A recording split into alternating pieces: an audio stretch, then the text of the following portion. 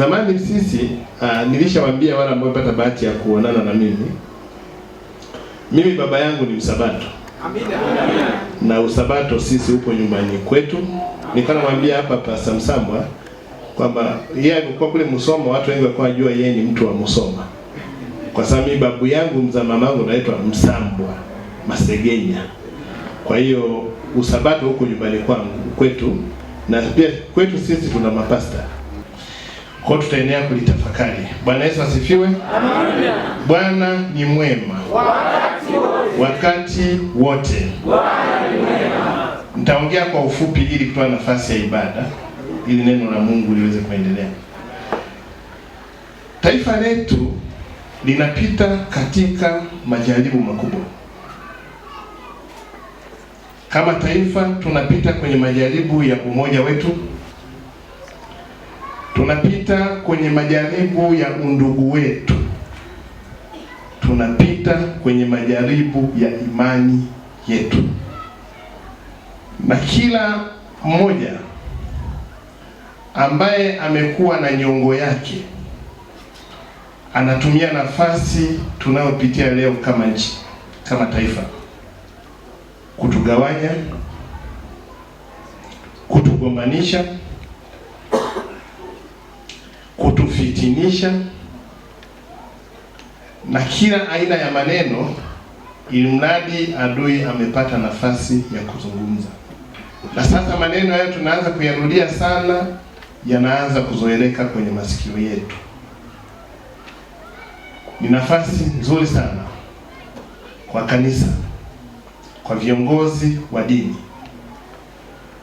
tuweze kupaza sauti ya kulirudisha taifa letu kwenye misingi yake. Amina, amina. Tanzania hii ambayo tumezaliwa na kuishi ina vitu vingi sana vya kipekee ambavyo havipatikani mahali kwingi duniani.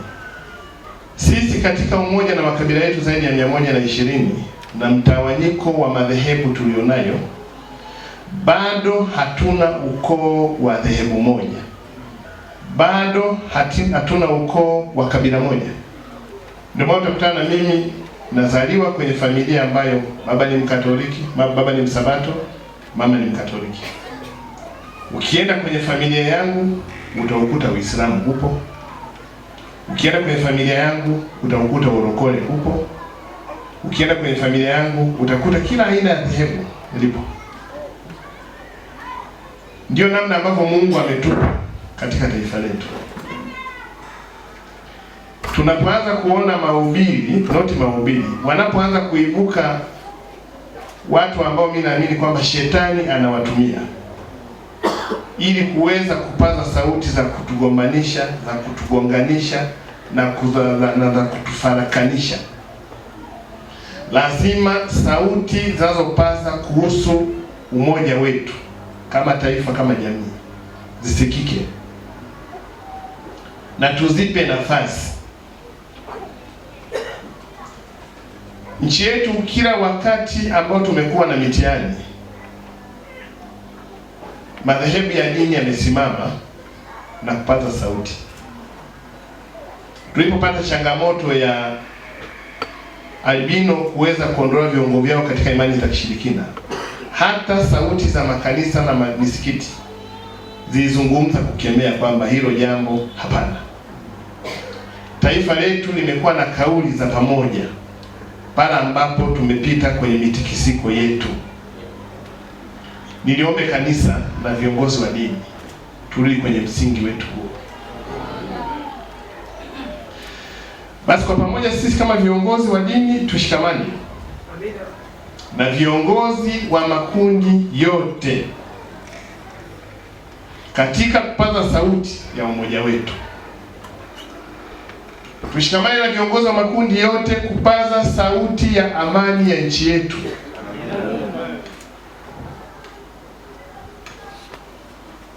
Tuungane na viongozi wa makundi yote kupaza sauti ya msingi wa undugu wetu kama taifa la Tanzania.